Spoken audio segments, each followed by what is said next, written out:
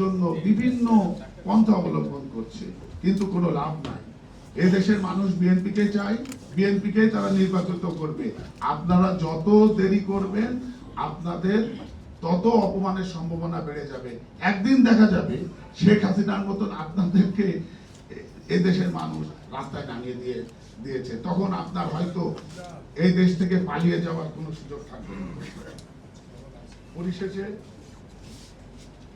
আমি বলতে চাই যে এই সরকার যে গত 8টা মাস ওনারা যে ক্ষমতা গ্রহণ করে আছে, বিভিন্ন গল্প দিচ্ছে, বিভিন্ন সংস্কারের কথা, বিভিন্ন কমিশন গঠন করছে, কিন্তু এখনো পর্যন্ত রাষ্ট্রের প্রয়োজনীয় যেসব ইনস্টিটিউশন গুলো আছে, প্রতিষ্ঠানগুলো আছে, সেগুলোতে তারা স্থিতিশীলতা এখনো আনতে পারেনি।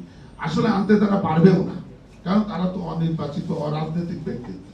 অরাজনৈতিক ব্যক্তিত্ব দিয়ে কখনো একটা দেশ চালানো যায় না। একটা ব্যাংক চালানো আর একটা দেশ চালানো এক কথা নয়। সেই জন্য বর্তমান সরকারের আমি সম্মানের সাথেই বলতে চাই, আপনারা একটা অভ্যুত্থানের মাধ্যমে ক্ষমতায় এসেছেন, ভালো, আপনারা প্রয়োজনীয় ব্যবস্থা গ্রহণ করেন। দেশের নির্বাচিত জনপ্রতিনিধিদের হাতে ক্ষমতা ছেড়ে দেওয়ার জন্য একটা নির্বাচন রোডম্যাপ ঘোষণা করেন, করে আপনারা আপনাদের স্ব কর্মস্থলে ফিরে যান। যাদের দায়িত্ব দেশ চালানো তাদেরকে দেশ চালাতে দেন। ইতিপূর্বে